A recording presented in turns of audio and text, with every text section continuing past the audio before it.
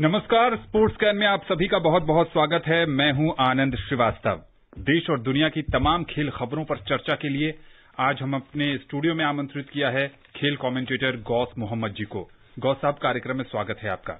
बहुत बहुत शुक्रिया, सबको नमस्कार। तो एक तरफ दुबई, शारजा और अबू धाबी में आईपीएल के रोमांचक मुकाबले खेले जा रहे हैं, वहीं धीरे धीरे ही सही फ्रेंच ओपन में अब टाइटल की जो जंग है वो बहुत रोमांचक हो गई है। इसके साथ साथ और भी ढेर सारी खेल खबरों पर आपसे होगी चर्चा, लेकिन सबसे पहले हेडलाइंस। आईपीएल में दिल्ली कैपिटल्स और राजस्थान रॉयल्स आमने सामने। सनराइजर्स हैदराबाद ने एक तरफा अंदाज में किंग्स 11 पंजाब को दी मात। फ्रेंच ओपन टेनिस टूर्नामेंट में महिला सिंगल्स के फाइनल में सोफिया केनिन का सामना ईगा स्वीटेक से। और विश्व कप फुटबॉल क्वालिफायर में अर्जेंटीना और उरुग्वे ने दर्ज की जीत।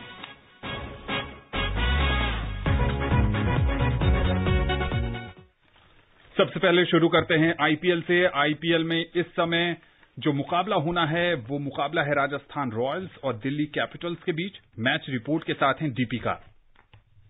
इंडियन प्रीमियर लीग में अब से थोड़ी देर बाद शारजाह क्रिकेट स्टेडियम में एक बार फिर से हाई स्कोरिंग मैच देखने को मिल सकता है, जहां राजस्थान रॉयल्स का सामना शानदार फॉर्म में चल रही दिल्ली कैपिटल्स से होना है। दिल्ली इस सीजन बेहतरीन फॉर्म में है और राजस्थान के लिए उससे निपटना एक बड़ी और मुश्किल चुनौती होगी।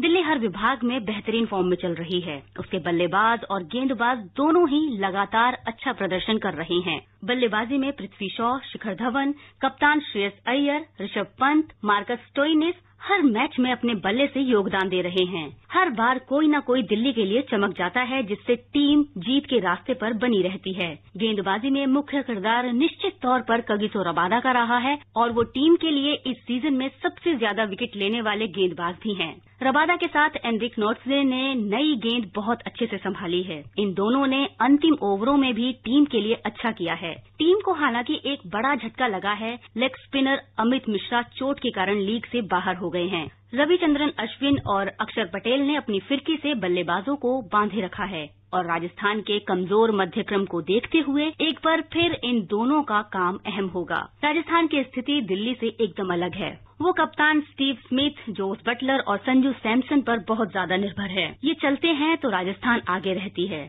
सैमसन ने सीजन की शुरुआत में प्रभावित प्रदर्शन किया था, लेकिन पिछले कुछ मैचों में उनका बल्ला खामोश है। गेंदबाजी में जोफ्रा आर्चर के जिम्मे ही सब कुछ रहा है। टॉम करन उनका साथ देते नजर आए हैं और स्पिन में लेग स्पिनर श्रेयस गोपाल ने पिछले मैच में अच्छा किया था, लेकिन निरंतरता टीम के लिए जरूरी है। राजस्थान ने अब तक 5 मैच खेले हैं, जिनमें 2 मुकाबलों में उसने जीत दर्ज की है। दिल्ली ने अब तक 5 मैच खेले हैं, जिनमें से 4 में टीम जीतने में सफल रही है। दिल्ली अंक तालिका में दूसरे स्थान पर है, जबकि राजस्थान 7वें पायदान पर है।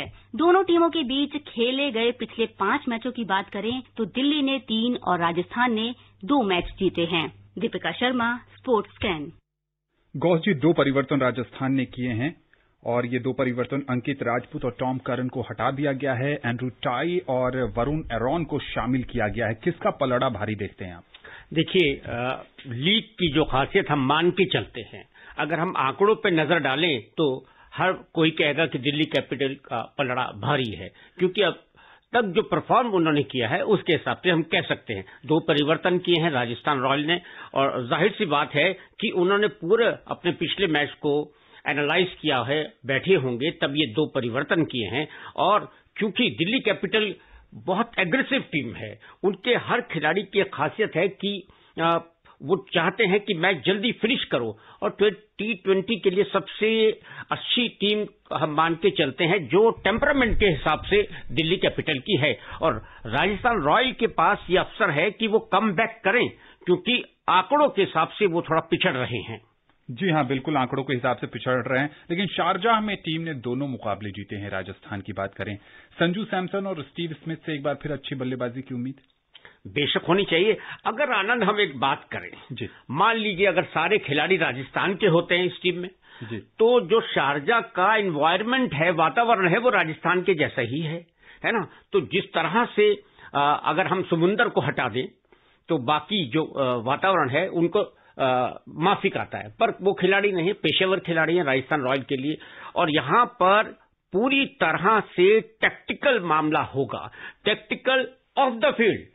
जब आप T20 के अंदर फील्ड के अंदर चले जाते हैं तो फैसला आप का जो मानसिक जो दबाव सहने की क्षमता होती है मुश्किल हालात में, वो काम आती है। तो जहां इस वक्त राजस्थान रॉयल के पास ये अवसर है कि दिल्ली कैपिटल जो एक तूफान की तरह चल रहा है, जिस तरह उनके खिलाड़ी, अगर आप अय्यर को देख लीजिए, पंत को देख लीजिए, स्टोनिस को देख लीजिए, शिखर धवन अभी तक उन्होंने विशेष नहीं किया है, आज उनसे ये उम्मीद करते हैं। तो ये इस तूफान को रोकने के लिए जरूरी है कि जो बाहर उन्होंने रणनीति अपनाई होगी वो बहुत प्रभावी रहेगी।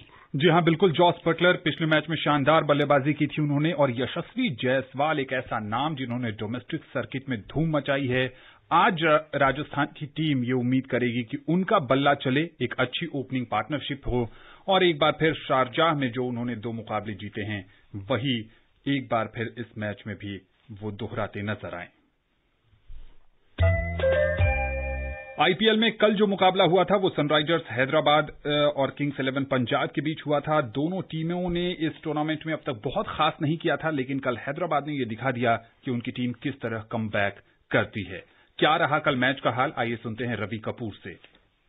जॉनी बेयरस्टो और डेविड वार्नर के अर्धशतकों के बाद राशिद खान और खलील अहमद की शानदार गेंदबाजी से सनराइजर्स हैदराबाद ने आईपीएल में कल दुबई में किंग्स 11 पंजाब को 69 रन से हरा दिया।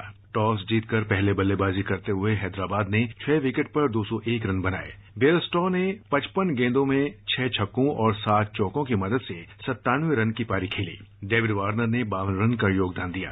दोनों ने पहले विकेट के लिए 160 रन की साझेदारी की। पंजाब की टीम को लेग स्पिनर रवि बिश्नोई और अर्शदीप सिंह ने अंतिम 5 ओवर में वापसी दिलाई, जिसमें सनराइजर्स की टीम 41 रन ही जोड़ सकी। बिश्नोई ने 3 जबकि अर्शदीप ने 2 विकेट लिए। सनराइजर्स के 202 रन के लक्ष्य का पीछा करते हुए पंजाब की टीम राशिद खान के 3 विकेट, खलील अहमद के 2 विकेट और टी नटराजन के 2 विकेट के दम पर निकोलस पूरन की 77 रन की तूफानी पारी के बावजूद 19 गेंद शेष रहते 132 रन पर सिमट गए। पूरन ने 37 गेंद की अपनी पारी में 5 चौके और 7 छक्के लगाए। उनके अलावा टीम का कोई अन्य बल्लेबाज 11 रन के आंकड़े को भी पार नहीं कर पाया। सनराइजर्स की 6 मैचों में ये तीसरी जीत है और टीम 6 अंक के साथ तीसरे स्थान पर पहुंच गई है। दूसरी तरफ पंजाब की टीम के लगातार चौथी हार के बाद 6 मैचों में 1 जीत से 2 ही अंक हैं और अंतिम पायदान पर चल रही इस टीम के प्लेऑफ में जगह बनाने की राह मुश्किल होती जा रही है। Ravi Kapoor, sports can. हैदराबाद का चमकदार प्रदर्शन, जाहिर सी बात है बहुत अच्छा खेले। जिस तरह बेयरस्टो ने 97 रन बनाए 55 गेंदों में, इंग्लैंड के ये खिलाड़ी जो बहुत पेशेवर अंदाज से खेलते हैं, और डेविड वार्नर ऑस्ट्रेलिया के, देखा जाए तो कुछ दिन पहले दोनों एक दूसरे के खिलाफ खेले थे और यहाँ एक साथ खेले हैं, और इनकी जो पेशेवर थिंकिंग है वो यहाँ काम आई।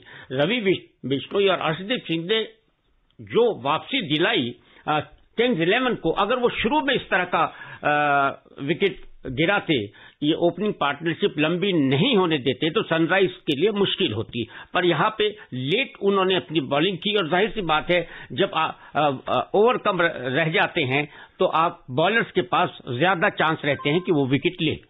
जी हां, बिल्कुल। और बहुत सारे जो क्रिकेट फैंस हैं उनको एक बात समझ में नहीं आ रही है कि ग्लेन मैक्सवेल लगातार फेल हो रहे हैं, उसके बावजूद उनको प्लेइंग 11 में जगह दी जा रही है और क्रिस गेल को बेंच पे ही बिठाए रखा गया है। वो हमेशा यही सोच के आते हैं कि एक और मौका, और शायद ये कमबैक कर लें। तो वो ऐसे खिलाड़ी हैं कि वो अपने दम पर टीम को कहीं से कहीं ले जाते हैं। तो कभी कभी कोच की जो थिंकिंग है आनंद, हर टीम का जो कोच होता है उसकी एक अपनी मनोस्थिति होती है, अपनी चाहत होती है, वो उससे कभी बाहर नहीं जाना चाहता, चाहे कितनी भी नुक्ताचीनी उसके खिलाफ करनी पड़े। पर अब देखो किंग्स 11 के निकोलस पूरन, अगर देखें हम 77 रन उन्होंने बनाए, बाकी के खिलाड़ी कुछ नहीं कर पाए, और राशिद खान ने ये दिखाया कि इस एशिया, इस महाद्वीप में सबसे बेहतर स्पिनर उभर के आए हैं। और ये बने कहां से हैं? इनका जो होम ग्राउंड है अफगानिस्तान का, वो ग्रेटर नोएडा का है। तो पूरी कोचिंग, तजुर्बा, अनुभव उन्हें भारत से हासिल हुआ है। जी हां, बिल्कुल। आने वाले समय में ये देखना दिलचस्प होगा कि किंग्स 11 पंजाब के कोच अनिल कुंबले और कप्तान लोकेश राहुल की क्या रणनीति होती है। क्या क्रिस गेल की मैदान में वापसी होती है या फिर वो ग्लेन मैक्सवेल के साथ ही आगे बढ़ते हैं। संयुक्त अरब अमारात के बाद आपको लिए चलते हैं पेरिस, जहां पर फ्रेंच ओपन टेनिस टूर्नामेंट खेला जा रहा है। वहां महिला सिंगल्स के फाइनल लाइनअप तय हो गए हैं और पुरुषों के सेमीफाइनल मुकाबले जारी हैं। वीरेंद्र कौशिक से सुनते हैं latest update. Australian open champion और चौथी वरीयता प्राप्त अमेरिका की सोफिया केनिन और गैर वरीयता प्राप्त पोलैंड की इगा स्वितेक के बीच फ्रेंच ओपन टेनिस टूर्नामेंट के महिला वर्ग का खिताबी मुकाबला कल खेला जाएगा। चौथी वरीयता प्राप्त केनिन ने 7वीं वरीयता प्राप्त चेक गणराज्य की पेत्रा किवतोवा को 1 घंटे 45 मिनट तक चले मैच में 6-4, 7-5 से पराजित किया। केनिन का इस साल का ये दूसरा ग्रैंड स्लैम फाइनल है। उन्होंने इस साल के शुरू में ऑस्ट्रेलियन ओपन का खिताब जीता था। 21 वर्षीय केनिन ने इससे पहले किवतोवा से अपने दोनों मुकाबले गंवाए थे, लेकिन इस बार उन्होंने शानदार जीत हासिल की। किवतोवा ने 2012 के बाद से पहली बार फ्रेंच ओपन के सेमीफाइनल में जगह बनाई थी, लेकिन इस बार भी उनका सपना सेमीफाइनल में टूट गया। एक अन्य सेमीफाइनल में स्वितेक ने शानदार प्रदर्शन करते हुए विश्व की 131वें नंबर की खिलाड़ी अर्जेंटीना की नादिया पोडोरोस्का को एक तरफा मुकाबले में 6-2, 6-1 से हराया। स्वितेक ओपन युग में फ्रेंच ओपन के फाइनल में पहुंचने वाली पोलैंड की पहली खिलाड़ी बनी। उन्होंने सेमीफाइनल मुकाबला 1 घंटे 10 मिनट में जीत लिया। स्वितेक 1975 के बाद शुरू हुई WTA कंप्यूटर रैंकिंग के बाद रोला गैरा के टेनिस कोर्ट पर महिला फाइनल में पहुंचने वाली सबसे कम रैंकिंग की खिलाड़ी हैं। उनकी रैंकिंग 54 है। वो ओपन युग में 7वीं गैर वरीयता प्राप्त खिलाड़ी हैं जो फ्रेंच ओपन के फाइनल में पहुंची हैं। ये उनका पहला मेजर फाइनल है। पोडोरोस्का ने सेमीफाइनल में पहुंचने के साथ ही नया इतिहास रचा था, लेकिन वो इस सफर को फाइनल में नहीं पहुंचा सकी। पोडोरोस्का पिछले 21 वर्षों में किसी ग्रैंड स्लैम के सेमीफाइनल में पहुंचने वाली पहली क्वालिफायर बनी थी। Sports scan, Virender Kaushik. तो महिला सिंगल्स फाइनल जो भी जीतेगा वो कई कीर्तिमान अपने साथ बना देगा। जी बेशक, जैसे सोफिया केनिन है, उनका ये मेरे ख्याल से अगर हम देखें क्ले कोर्ट में आज तक जी वो फाइनल में नहीं पहुंची हैं, संघर्ष करती हैं। और दूसरा ईगा की बात है, पॉलिश खिलाड़ी हैं, जिस तरह उन्होंने सेमीफाइनल में खेल खेला है, तो लगता है ये बहुत जबरदस्त संघर्ष वाला होगा। पॉलिश खिलाड़ी के पास जो है संघर्ष करने की क्षमता है। और एक ऑस्ट्रेलिया ओपन खिताब जीतने के बाद सोफिया केनिन, जो कि रशिया में जन्म लिया था, अमेरिका में बाद में सेटल हुई, उनके लिए एक मौका है अपने आप को साबित करें क्ले कोर्ट के अंदर। और ये दोनों के लिए साबित करने का मौका है, क्योंकि ईगा भी कभी भी 4th राउंड से आगे नहीं बढ़ पाई हैं। तो ये एक ऐसा मुकाबला, जो जीतेगा वो पहला ऐसा खिताब जीतेगा, खास करके क्ले कोर्ट पर। जी हाँ गौस जी, जब ये टूर्नामेंट शुरू हुआ था और महिला सिंगल्स में कई बड़ी नाम थे। अगर हम टॉप सीड की बात करें, रोमानिया की सिमोना हालेप थी, कैरोलिना प्लिस्कोवा थी, एंजेलिक कर्बर थी, ग्रेट सेरेना विलियम्स भी थी। उन सब को पीछे छोड़कर ये 2 खिलाड़ी फाइनल में पहुंची हैं। ये कहीं ना कहीं इस बात की ओर भी इशारा कर रहा है कि महिला सिंगल्स का जो खेल है वो बहुत खुला हुआ है। बहुत अच्छी बात आपने कही, अच्छा खासा खुला हुआ है। अब ये देखिए, ये 2 खिलाड़ी अब स्थापित करेंगी अपने आप को कि किस तरह ग्रैंड स्लैम में वो अपने अच्छे परफॉर्म कर सकते हैं। फाइनल में पहुंची जो नामी खिलाड़ी थे, कभी कभी ऐसा होता है कि कोविड के बाद कई खिलाड़ी अपनी फॉर्म को वापस पा नहीं सके, खास करके जो अनुभवी खिलाड़ी थे। तो हो सकता है आगे और कोई दूसरे रिजल्ट देखने को मिले, पर ये अच्छा मुकाबला होगा। हम अपने श्रोताओं को बता दें कि इस समय पुरुष सिंगल सेमीफाइनल मुकाबला खेला जा रहा है। स्पेन के राफेल नडाल, जो लाल बजरी के बेताज बादशाह माने जाते हैं, उनका मुकाबला अर्जेंटीना के डिएगो श्वार्ट्जमैन से हो रहा है। ये वही श्वार्ट्जमैन हैं जिन्होंने यूएस ओपन चैंपियन ऑस्ट्रिया के डोमिनिक थिएम को हराया था। और अगर आपको ताजा हाल बताएं तो 5-3 से राफेल नडाल पहले सेट में आगे चल रहे हैं। फेवरेट हैं नडाल टूर्नामेंट के भी और इस मुकाबले के भी। बेशक, अब जोकोविच से अगर उनका आगे मुकाबला नहीं होता है तो अभी तक तो वो फेवरेट हैं। और इस मुकाबले में जो आपने पहले सेट के बारे में बताया, जबकि श्वार्ट्जमैन और नडाल के बीच जो ये मुकाबला है कि हो सकता है वापसी कर सकते हैं दूसरे अगले सेट के अंदर, पर इसमें कोई शक नहीं है। नडाल जो है वो फ्रेंच ओपन से उनको ऐसी मोहब्बत है लैला मजनू जैसी। जी हाँ बिल्कुल। और हम अपने श्रोताओं को ये भी बता दें कि आज ही दूसरे सेमीफाइनल में दुनिया के नंबर 1 खिलाड़ी और सर्बिया के नोवाक जोकोविच का सामना ग्रीस के स्टेफानोस सित्सिपास से होगा। जोकोविच इस टूर्नामेंट में जीतना चाहते हैं और जो शानदार फॉर्म है, शायद नडाल ही उनको रोकने में सफल हो। इस पूरे वर्ष में गौस जी उन्होंने सिर्फ एक मुकाबला गंवाया है, वो भी टेक्निकली उन्होंने गंवाया नहीं है। बेशक बेशक, और इसी वजह से नोवाक जोकोविच ने कहा है कि जो लाइंस में होता है, जजमेंट देता है, उसको ना रखा जाए और कंप्यूटर टेक्नोलॉजी का इस्तेमाल किया जाए, तो उनको थोड़ी सी नाराजगी भी है। तो 12 ग्रैंड स्लैम जीतने वाले और फ्रेंच ओपन के लास्ट वो सेमीफाइनल में 2007 में पहुंचे थे जी। तो कुल मिला के उनके लिए भी ये होगा, और जैसे स्टेफनस जो है वो कम उम्र के हैं, उनका भी कोई बहुत बड़ा इतिहास नहीं रहा है। जी हाँ, फ्रेंच ओपन पर हमारी नजरें बनी हुई हैं और हम आपको कल के प्रोग्राम में जरूर अपडेट देंगे कि पुरुष सिंगल सेमीफाइनल के क्या परिणाम हुए।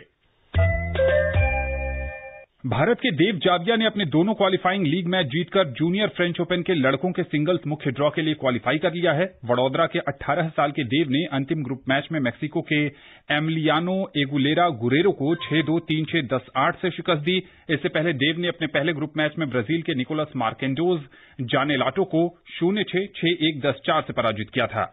देव ने फरवरी 2020 में नई दिल्ली में हुए रॉला गैरा junior world card series qualifying tournament को जीता था। वो पेरिस में रॉला गैरा जूनियर सिंगल्स के लिए क्वालिफाई करने वाले दूसरे भारतीय खिलाड़ी हैं। 2017 में Abhimanyu junior wild card series जीतकर रॉला गैरा जूनियर सिंगल्स ड्रॉ के लिए क्वालिफाई करने वाले पहले भारतीय खिलाड़ी थे। फुटबॉल की बात करें तो अर्जेंटीना और उरुग्वे ने दक्षिण अमेरिका विश्व कप फुटबॉल क्वालिफायर के पहले दौर के मुकाबले जीत लिए हैं। कोरोना वायरस महामारी के कारण ये मैच खाली स्टेडियम में खेले गए। अर्जेंटीना ने इक्वाडोर को लियोनेल मेसी के एकमात्र गोल के दम पर 1-0 से हराया।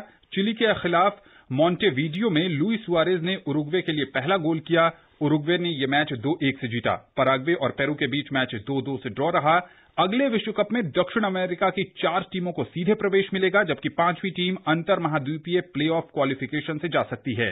क्वालिफिकेशन मार्च 2022 में खत्म होंगे। तो बड़ी टीमों का आशा के अनुरूप प्रदर्शन।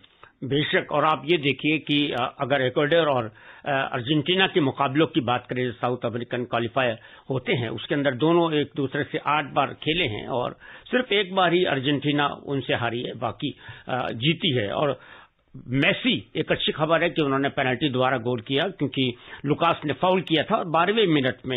इसके अलावा अगर हम ये बात करें, अर्जेंटीना ने अगर कोपा अमेरिका देखें 1993, उसके अलावा उन्होंने कोई मेजर टूर्नामेंट नहीं जीता है। और ये साउथ अमेरिकन क्वालिफायर्स इतने मुश्किल होते हैं कि हम यूरोपियन की बात करते हैं, पर यहां जो बड़ी खूबसूरत फुटबॉल होती है साउथ अमेरिका में, वहां पे सबसे मुश्किल ये जोन है। जी हां, बिल्कुल। और फुटबॉल की बात को आगे बढ़ाएं तो सर्गिए मिलांकोविच साविच के 2 गोल की मदद से सर्बिया ने एक्स्ट्रा टाइम में नॉर्वे को 2-1 से हराकर यूरो कप 2020 के प्लेऑफ फाइनल्स में जगह बना ली है। सर्बिया 12 नवंबर को होने वाले प्लेऑफ फाइनल्स में स्कॉटलैंड की मेजबानी करेगा। स्कॉटलैंड ने ग्लासगो में खेले गए मैच में पेनल्टी शूटआउट में इजराइल को हराया था। आयरलैंड और रोमानिया प्लेऑफ फाइनल्स की दौड़ से बाहर हो गए हैं, जबकि हंगरी और स्कॉटलैंड को अभी 2 मैच और खेलने हैं। यूरो कप फुटबॉल के ये मुकाबले मार्च में होने थे, लेकिन कोरोना वायरस महामारी के कारण ये स्थगित कर दिए गए। भारत की बात करें तो फुलबैक मुनमुन लुगून के इंजरी टाइम के गोल से मोहम्मडन स्पोर्टिंग ने आई लीग फुटबॉल क्वालिफायर में कल गढ़वाल एफसी को 1-0 से हरा दिया। पश्चिम बंगाल के कल्याणी स्टेडियम में खेले गए इस संघर्षपूर्ण मुकाबले में 90 मिनट तक कोई गोल नहीं होने पर मैच ड्रॉ की तरफ बढ़ रहा था, लेकिन मुनमुन ने इंजरी समय के 3रे मिनट में लंबी दूरी से मैच का विजयी गोल किया और अपनी टीम को 3 अंक दिला दिए। ओलंपिक कांस्य पदक विजेता रुस्लान अलबेगेव सहित रूस के 6 भारोत्तोलकों को मॉस्को की डोपिंग रोधी प्रयोगशाला के आंकड़ों के आकलन के आधार पर प्रतिबंधित किया गया है। इस प्रयोगशाला पर डोपिंग के मामले छुपाने का आरोप लगा था। अंतर्राष्ट्रीय भारोत्तोलन महासंघ ने कहा है कि मॉस्को की प्रयोगशाला से मिले डेटाबेस के आधार पर अनुशासनात्मक पैनल ने 6 खिलाड़ियों को दोषी ठहराया है।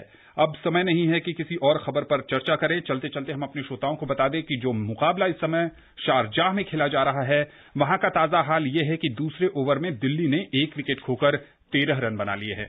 गौस जी, स्पोर्ट्स कैन से जुड़ने के लिए आपका बहुत बहुत शुक्रिया। शुक्रिया, नमस्कार।